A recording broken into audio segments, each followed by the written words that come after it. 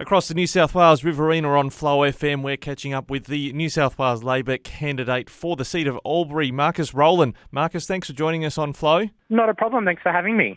Now, you're a teacher currently in Thurgoona, but you got a bit of a history of involvement in the local community and indeed with Labor. I think you ran in the council elections a couple of years back as well. Yeah, I did. I was number 2 on the council ticket for the Albury local government area. Been a teacher for a couple of years now.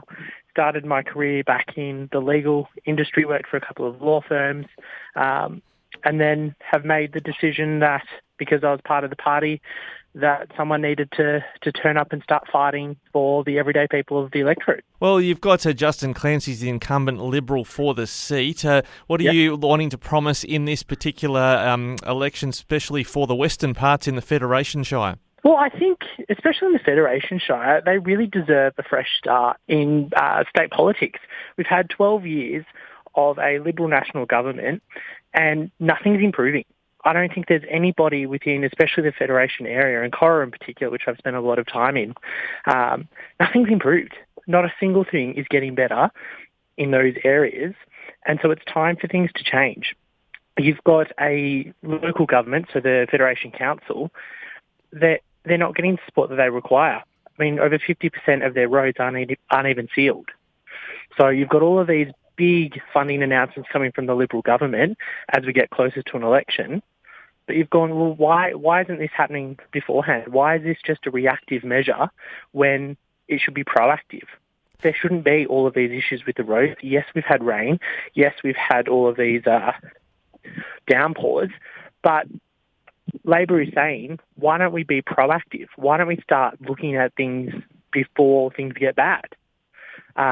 So as a Labor candidate, I'm here saying that we're going to do things differently. We're going to start being prepared for especially things like our regional roads, which are the gateway and the heart of the entire state, and do things a little bit differently. Instead of just throwing money left, right and centre trying to get votes, let's actually speak to the people. Let's find out what they want. For instance, I've spoken to hundreds of houses and people in the Federation Shire between Urana and Corowa so far about what they want. And time after time, they all say that I'm the only political person that has ever come and spoken to them about what they want. And how is that good enough in 2023?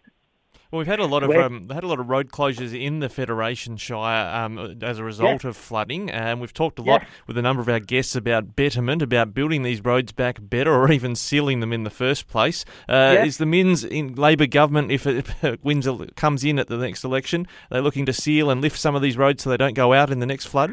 I will leave the road announcements to Jenny Aitchison, our Shadow Minister for Regional Roads, which will be coming out shortly. We're just finalising a few of our key points for the policies. But I would hope that that's what we're going to be doing, because the people of Federation deserve this. I mean, you've had, and I'm sure you're aware, there was ambulances trying to get to houses that got bogged.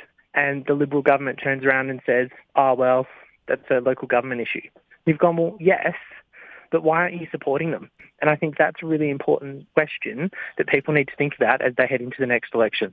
And when it comes to staffing in regional areas, whether it's teachers in the profession you're in or in the medical profession, it's been incredibly hard to get professionals in areas like Urana, Lockhart, Oaklands, etc. What is an incoming Mins government likely to do on the front of getting those staff out to regional areas? Especially with things like health and education, we've already announced that the first thing that we'll be doing is removing the wage cap. So at the moment, people like teachers, nurses, paramedics, etc., only have the ability to earn 2.5% extra when we negotiate wages. So Mins is saying, let's scrap that. Let's actually negotiate the wages that you're worth and for the work you do, rather than going, this is the nominal figure that we think you're worth. And we've already been speaking to industry, we've been speaking to the unions, and that's a big part. We're getting nurses and teachers leaving in droves because they're not respected and they're not paid properly. So New South Wales Labor is taking the stance that let's actually pay these people and these industries for what they're worth, and more people are going to stay. The unions have already agreed that this is a great idea. The unions fully support this plan. For instance, with education, we're also removing administration outlets. So doing a full audit of the teacher's job to go, you don't need to be doing this, scrap that, let's make life a little bit easier for you. And especially for regional areas, Regional areas are incredible places to be and live. So if we can entice them to come with better pay, with better conditions, we see no reason why we can't fully staff these regional areas. Now, Marcus Rowland is our Labor candidate in the seat of Albury, and we're talking about the upcoming state election. You mentioned labour shortages with teachers or medical staff. When it comes to our farmers, we spoke with the New South Wales Farmers President Xavier Martin yesterday. He was pointing to the dire labour shortages on the farms and in the processing industry. What would you seek to do to try and improve the availability of labour for our farmers and processors? I think we really need to work with the farmers and see exactly what they need and what their shortages are, so that we can go back to the table and figure out the exact movements of that. And I know that our Agricultural Minister, or Shadow Minister, Nick Feach, has been working on this. And we've already announced that we'd be implementing an independent Agricultural Minister who would be looking at these sorts of things. So saying that... Oh, that's an Ag Commissioner, isn't it? Agricultural Commissioner, yeah. Yeah, so he's going to be independent from politics, and he'll be working with government to find the solutions to these problems. All right, Marcus Rowland is the Labor candidate in the seat of Albury for the March election. Thanks so much for joining us on Flow, and all the best on election day. Thank you. Thank you so much for your time.